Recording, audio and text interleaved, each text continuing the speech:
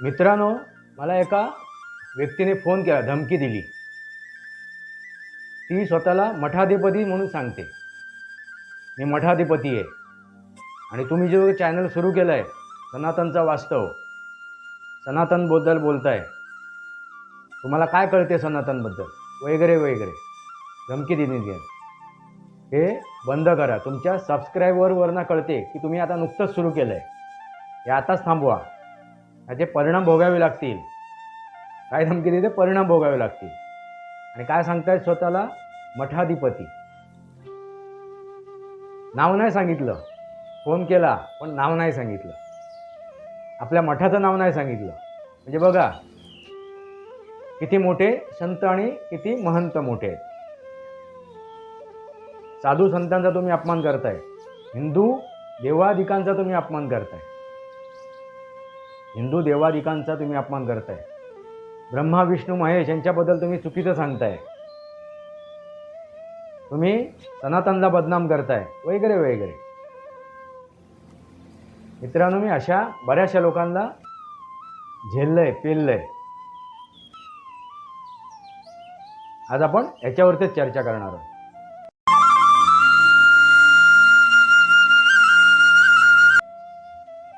नमस्कार मित्रांनो, सनातनी वास्तव या माझ्या यूट्यूब चॅनलवरती आपलं सहर्ष स्वागत आहे.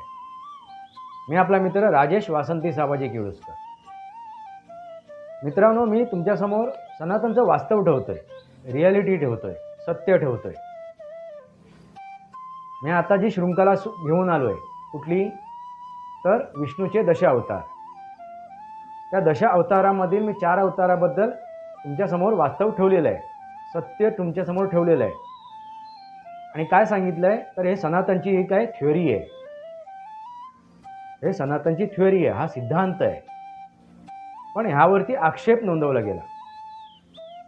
कमेंट बॉक्समध्ये त्यांनी लिहिलं नाही, त्या व्यक्तीने आपलं नावही सांगितलं नाही आणि आपला कुठला मठ आहे आणि कुठल्या मठाचे ते अधिपती आहेत तेही सांगितलं नाही.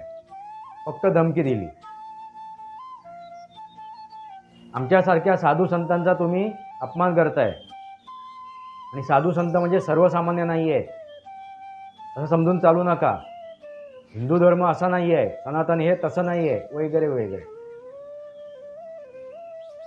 मी अशा लोकांना मानत नाही. अशा लोकांना मी झुगारून लावतो. त्यांनी काय उखडायचे ती त्यांनी उखडावी.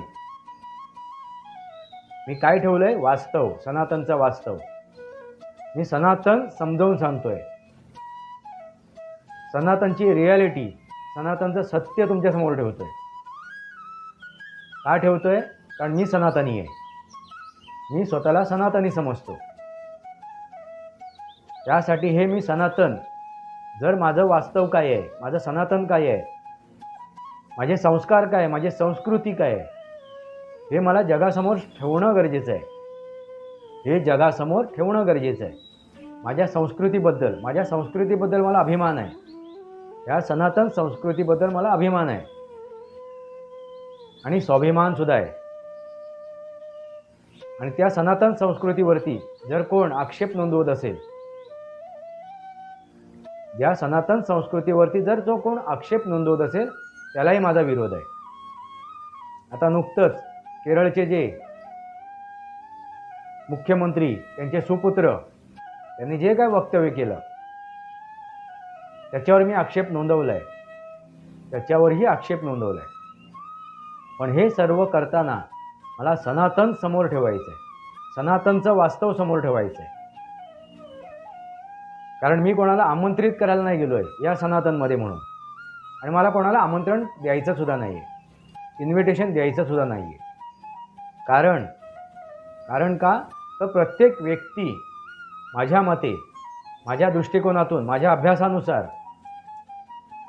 प्रत्येक व्यक्ती, फक्त व्यक्तीच नव्हे तर प्रत्येक जीव, मी प्रत्येक वेळी याचा उल्लेख केलेला आहे, त्या विषाणूपासून मनुष्य प्राण्यापर्यंत प्रत्येक जीव हा सनातनी आहे.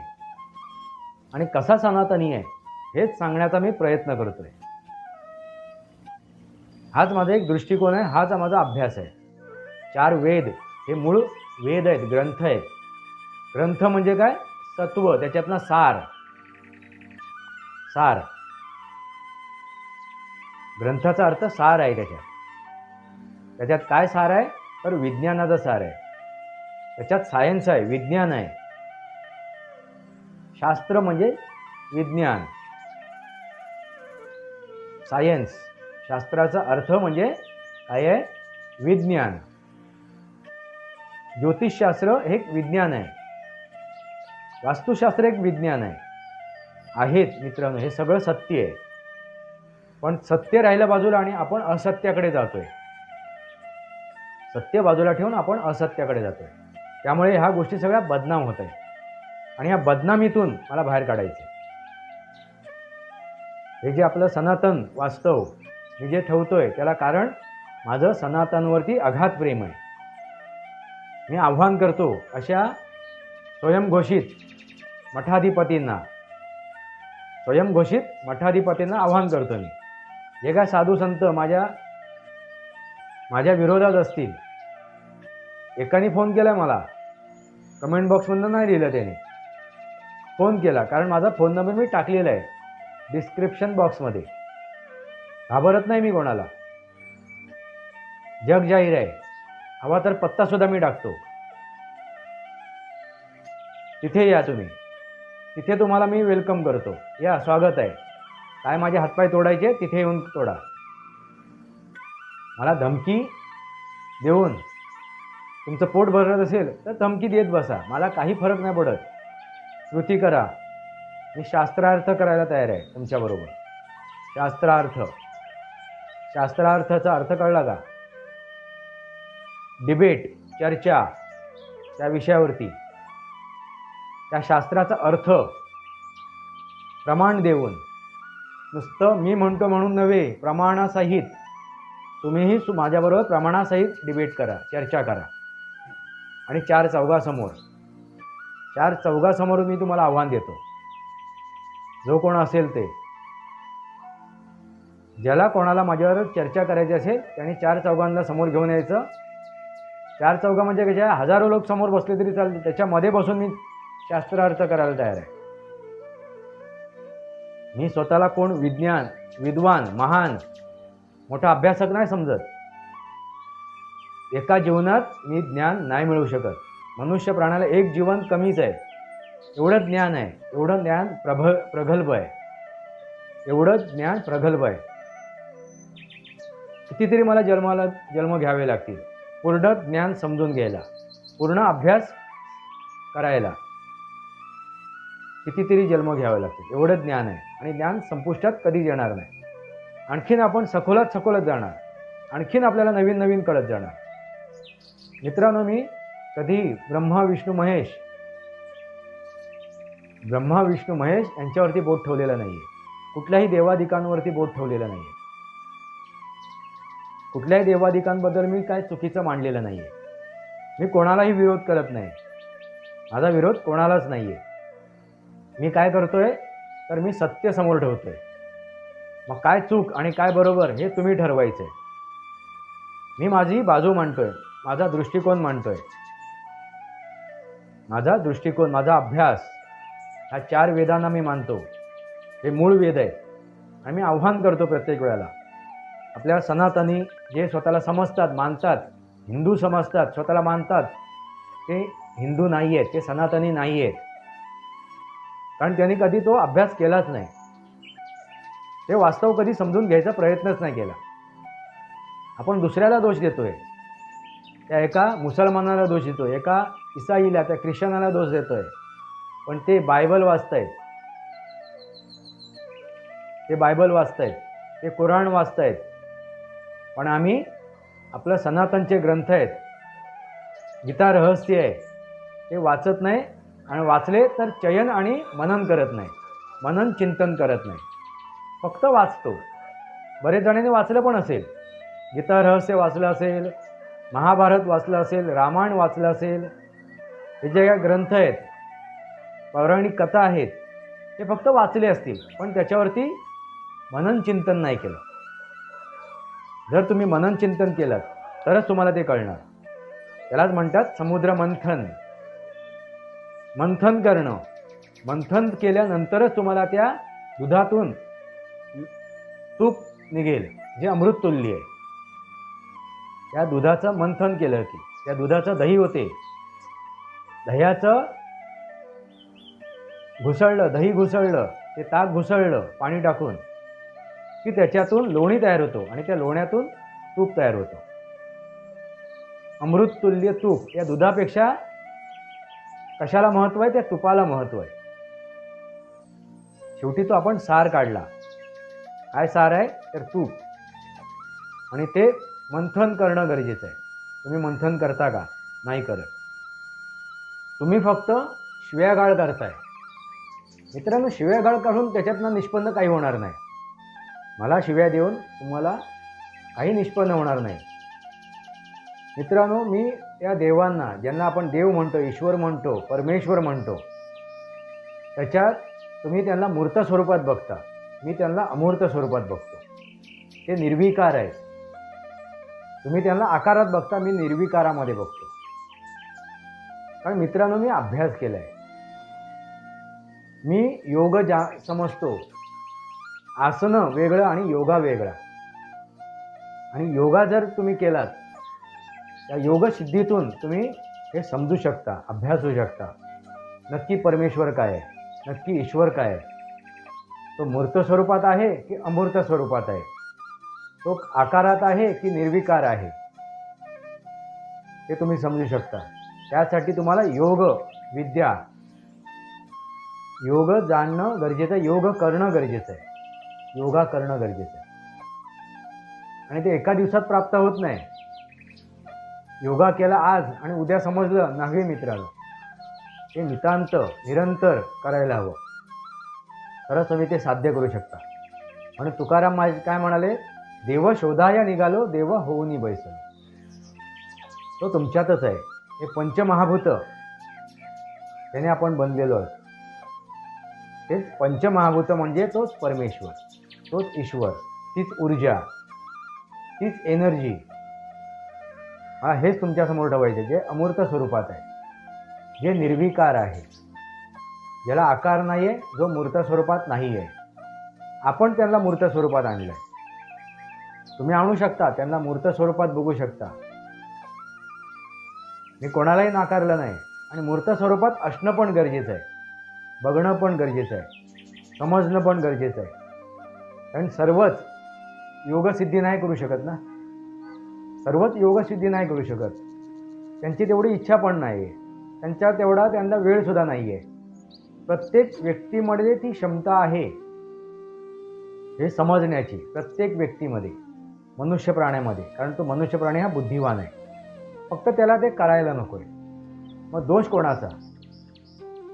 दोष कोणाचा? तुमचा की ज्याला जो जाणतोय त्याचा? जर तुम्हाला करायला नकोय, जर ते जाणून समजून उमजून एखादी व्यक्ती जर तुम्हाला सांगत असेल, तर त्याचा दोष आहे की तुम्हाला जाणून न घेता बोलायचा दोष आहे? मित्रांनो, लक्षात आलं का? परमेश्वर हा अमूर्त स्वरूपात आहे. तो निर्विकार आहे. ती ऊर्जा आहे, ती एनर्जी आहे. हे महाभूतच म्हणजे परमेश्वर. ह्या ज्या ऊर्जा आहेत, ह्या ज्या काय ऊर्जा आहेत ह्या भूतलावरती, ह्या ब्रह्मांडामध्ये, त्याच ऊर्जा म्हणजेच परमेश्वर. त्याच ऊर्जा म्हणजे परमेश्वर. मग त्या ग्रहताऱ्यांकडून आलेले असो, वायू, अग्नी, पाणी, याच्यातून आलेला असो, कुठल्या पण ऊर्जा, कुठल्याही प्रकारच्या ऊर्जा, त्या ऊर्जाच म्हणजे देव. आणि आपण प्रत्येक गोष्टीला जळी थळी काष्टी पाषाणी देव आहे असं का म्हणतो? तर आपण प्रत्येक गोष्टीला, आता मी एका खुर्चीवर बसलोय, ती सुद्धा माझ्यासाठी आदरणीय आहे. कारण तिने मला आसन प्राप्त केलेलं आहे. ती सुद्धा माझ्यासाठी आदरणीय आहे. ती निर्जीव असली तरी सुद्धा माझ्यासाठी आदरणीय आहे. हा मोबाईल, ज्याच्यावर मी हा व्हिडिओ बनवतोय, हा कॅमेरा, ज्याच्यावर मी व्हिडिओ बनवतोय, काही असेल, या प्रत्येक गोष्टी माझ्या आपल्या आयुष्यात येतात आणि ते आपल्याला काय करतायत? मदत करतायत, सहकार्य करतायत, आपलं योगदान देत आहेत, त्या प्रत्येक गोष्टी आपल्याला आदरणीय आहेत, वंदनीय आहेत. म्हणून आपण एका निर्जीव झाडूला सुद्धा लक्ष्मीचा स्वरूप दिलेलं आहे. ती लक्ष्मी आहे, ती स्वच्छता ठेवते. मित्रांनो, हेच सनातन आहे, पण त्याच्या मागचा उद्देशही लक्षात घेणं गरजेचं आहे, वास्तव समजून घेण्याचं गरजेचं आहे. का आपण त्याला लक्ष्मी म्हणतोय त्या झाडूला? कारण ती काय करते, ते लक्ष्य प्राप्त करते. कुठलं लक्ष्य? तर स्वच्छता करते. त्याच्यावर मी येईन, आपण चर्चा करायची आहे, बरेचसे व्हिडिओ मला बनवायचे आहेत, वास्तव तुमच्यासमोर ठेवायचं आहे. आता तुम्ही त्या परमेश्वराला मूर्त स्वरूपात बघता की अमूर्त स्वरूपात बघता? निर्विकार बघता की आकारामध्ये बघता? हा तुमचा प्रश्न आहे, हा तुमचा प्रश्न आहे. जया मनी जैसा भाव तया तैसा अनुभव. आणि हे अयोग्य नाही आहे. जसं भावेल तसंच पावेल. त्यामुळे तुम्ही तुमच्या मार्गावर चाललात, चांगली गोष्ट आहे, करत चला. ती गोष्ट सातत्याने करा आणि विश्वास ठेवा. परमेश्वर आहे, तो विविध स्वरूपात आहे आणि कुठल्याही स्वरूपात नाही आहे. तो विविध स्वरूपात आहे आणि तो कुठल्याही स्वरूपात नाही आहे. तो आकारामध्ये सुद्धा आहे आणि निर्विकार सुद्धा आहे. मला सुद्धा दृष्टांत झालं होतं. माझे वडील गेल्यानंतर मी साई चरित्राचं पारायण लावलं होतं. माझ्या वडिलांना जीवित ठेवण्यासाठी मी शर्थीचा प्रयत्न करत होतो.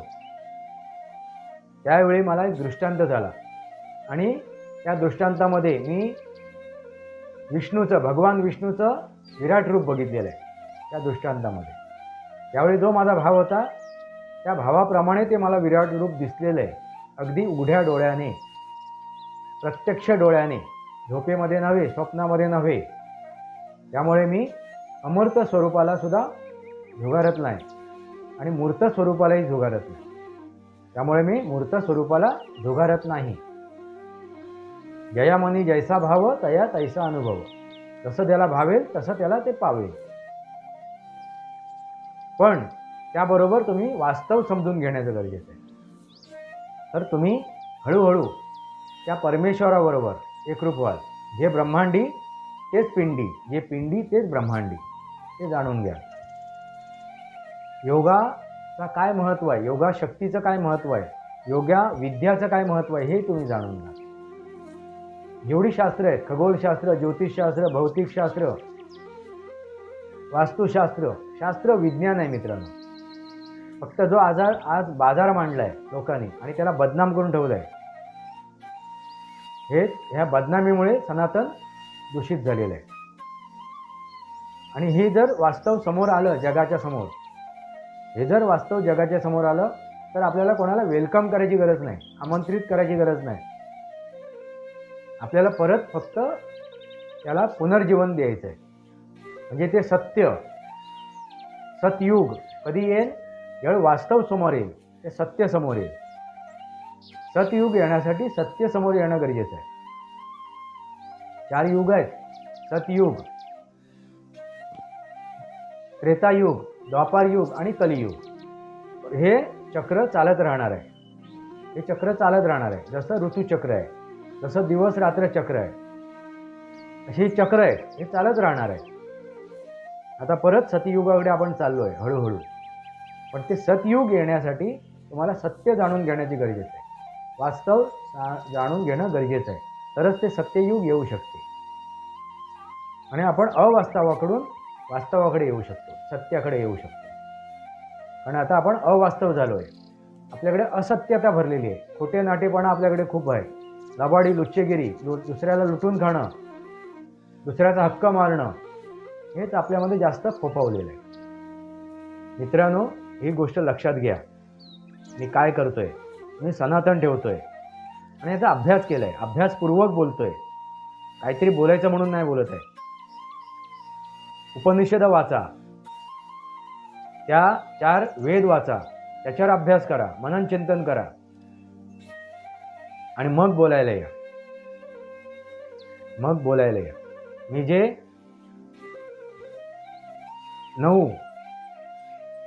दश अवतार, या दश अवतार घेऊन आलो आहे आणि त्या दश अवतारावरती मी माझे व्हिडिओ बनवतोय.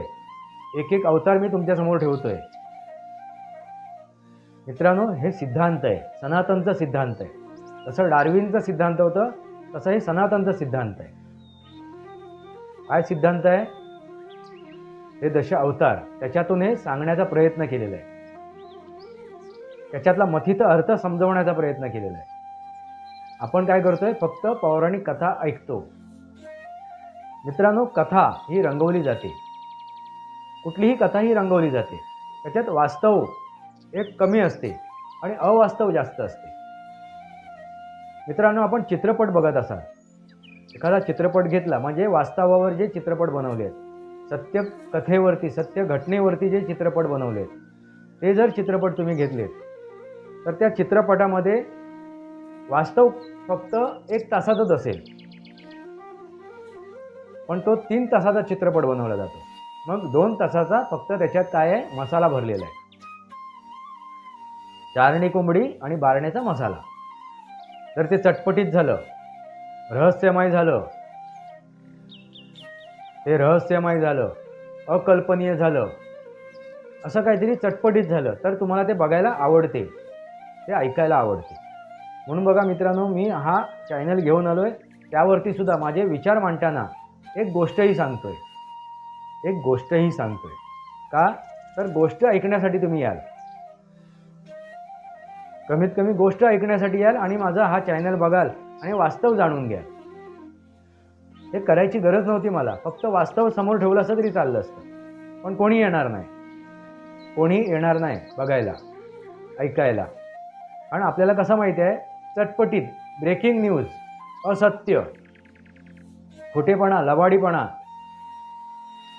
हे आपल्याला ऐकायला जास्त रस आहे. खोटेपणा, लबाडीपणा, ह्या गोष्टी आपल्याला आवडायला, बघायला. एखाद्याने भ्रष्टाचार काय केलाय ते आवडायला तुम्ही अगदी तत्पर असता, पण एखाद्याने काय चांगलं काम केलंय हे ऐकायला तुम्हाला इच्छा नसते. ही इच्छा नसते, त्यांनी काय चांगलं केलंय काम ते समजून घ्यायला तुम्हाला इच्छा नसते. हे दुर्दैव आहे. एखाद्याने कुकर्म केलंय ते तुम्ही चटपटीत अगदी ऐकता, काय केलंय त्याने, कसं काय घडलंय. पण एखाद्याने चांगलं कर्म केलंय ते तुम्ही वाचायला जाणार नाही. नाहीतर एवढ्या विभूती होऊन गेल्यात आपल्या देशामध्ये, एवढ्या विभूती होऊन गेल्यात. त्याने आपापली मतं मांडली आहेत, आपापला अभ्यास मांडला आहे. त्याच्यावरती कोण अभ्यास नाही करत. स्वामी विवेकानंद कोणी वाचला? नाही वाचला. तुम्ही वाचणारच नाही. म्हणजे फक्त 5 ते 10% जास्तीत जास्त. हे पण मी आकडा जास्तच सांगतोय. स्वामी विवेकानंदांना वाचणे 5 ते 10%च असतील. हे पण आकडा जास्त सांगतोय. माझ्या मते तसा बघायला गेलं तर 1-2%च स्वामी विवेकानंदांना समजून घेणारे, छत्रपती शिवाजी महाराज यांचा इतिहास समजून घेणारे, म्हणजे वास्तव, हेकमफाक नव्हे, वास्तव, सत्य. ज्ञानेश्वरी वाचली, बऱ्याच जणांनी वाचलं पण असेल, पण वाचन आणि चयन करणं म्हणजे मनन चिंतन करणं आणि ते आपल्या कर्मामध्ये, आपल्या कृतीमध्ये ते उतरवणं. किती जणांनी उतरवलं असेल? ते वास्तव किती जणांनी समजून घेतलं असेल? ज्ञानेश्वरी वाचली, काय वाचली, काय कळलं तुम्हाला? माहिती नाही. महाभारत वाचला, रामायण वाचलं, पण त्याच्यातला सार कळला का? त्याच्यातला अर्थ कळला का? त्याच्यातला दृष्टिकोन कळला का? नाही कळला. आणि त्याप्रमाणे आपण वागतोय का? आपलं कर्म करतोय का? मित्रांनो, हे ग्रंथ आहेत ना, ग्रंथाचा अर्थ काय? ग्रंथी म्हणजे एक सार, एक मूळ. जर आपण तुळशीचा रस घेतला, त्या तुळशीच्या रसामधून अर्क तयार करणं म्हणजे हजारो तुळशीची पानं घेतली, त्याच्यातून एक 100 मिली अर्क काढणं म्हणजे हजारो, एवढे पानं घेतली ती मी आणि त्याच्यातून अर्क किती काढले? एवढंसं काढलं. अर्क म्हणजे ग्रंथी म्हणजे मूळ, त्याच्यातला सार. त्याच्यातला सार, हे ग्रंथ वाचून आपण त्याच्यातला सार घेतो का, आपण समजतो का, ते जाणून घ्यायचा प्रयत्न करतो का, तर नाही. वाचलो म्हणजे मरता मरता वाचलो असा प्रकार झाला तो. वाचन याचा अर्थ काय, चयन करणं म्हणजे मनन चिंतन करणं. तुम्ही चयन नाही करत, फक्त वाचता. वाचत आणि चयन नाही करत, तुम्ही मनन चिंतन नाही करत. हे दुर्दैव आहे. इतके विभूती येऊन गेल्या, इतके महान लोक येऊन गेले. ऋषीमुनी म्हणजे काय, संत म्हणजे काय, याच्यावर आपण चर्चा करू. बऱ्याचशा गोष्टी मला तुमच्यासमोर ठेवायच्या, पण मी वास्तव जगासमोर ठेवतोय आणि मी कोणालाही घाबरत नाही. पुसता है शंकर की एक सजा, सर तनसे जुदा, सर तनसे जुदा. चालेल, हरकत नाही, या आव्हान देतो. जास्तीत जास्त काय होईल, मरण येईल ना, माझी मान कापली जाईल. असल्या धमक्या देत आहे तुम्ही. हा जर त्यांनी ऐकलं असेल, त्या मठाधिपतीने, त्या मठाधिपतीने जर ऐकलं असेल, तर त्यांना आव्हान देतो, तुम्ही माझ्यावर शास्त्रार्थ करायला या आणि मला खोटं ठरवा 4 चौघासमोर. मी तो व्हिडिओ टाकेन की मला ह्या व्यक्तीने खोटं ठरवलं, मी माफी मागेन आणि हे माझे व्हिडिओ थांबवेन मी. हा माझा चॅनल बंद करून टाकेन. वास्तवावर बोलतोय मित्रांनो. असंच मी दुसरा एक चॅनल सुरू आहे माझा, वास्तवावर बोलू काहीतरी. त्याच्यावरती मी सर्व गोष्टी बोलत होतो, सनातनबद्दल बोलत होतो, विविध विषय त्याच्यावर मांडत होतो. पण हे विषय कोण ऐकायला येत नव्हते. ऐकणारे अगदी मोजकेच होते. त्यांना राजकारणावरतीच इच्छा होती ऐकण्याची, त्याच्यातच त्यांना रस आहे. म्हणून हा वेगळा चॅनल मी सुरू केला, सनातन मी वास्तव आणि बोलायचं तरी काय, असे 2 चॅनल मी सुरू केले. आणि आता फक्त वास्तवावर बोलू काहीतरी याच्यावरती मी राजकारणावरती बोलतो, वर्तमान राजकारणावरती आणि इतिहासातल्या राजकारणावरती. आणि त्याच्यावरती मी वास्तव सांगतोय, रिॲलिटी सांगतोय मित्रांनो. पण तेही लोकांना पचत नाही, कारण लोकांना कसं चटपटीत गोष्टी हव्या, खोट्या नाट्या गोष्टी हव्या, रहस्यमय हव्या. त्यांना वास्तव पचत नाही. त्यामुळे त्याच्यावरती येणारे लोक, ऐकणारे लोक, त्यांचं प्रमाण वाढत नाही. आणि मी त्याची जाहिरात नाही करत आहे. मी ज्याला आवडेल तो बघेल. अगदी 10 लोकांनी जरी बघितलं तरी माझ्यासाठी आनंद आहे. अगदी एका व्यक्तीने जरी बघितला तो माझा व्हिडिओ तरी मला आनंद आहे. एका व्यक्तीने जरी तो माझा व्हिडिओ बघितला तरी मी समजेन एका व्यक्तीमध्ये परिवर्तन आलं. त्यामुळे मला लाखो व्ह्यू मिळत आहेत, लाखो सबस्क्राईब मिळत आहेत. मला काही इच्छा नाही. मला पैसे कमवायला जायचं नाही जाऊन तिथे. त्यांनी मला ते पैसे मिळत आहेत की नाही, मिळाले तर आनंद आहे. कोणाला आवडणार नाही ती गोष्ट.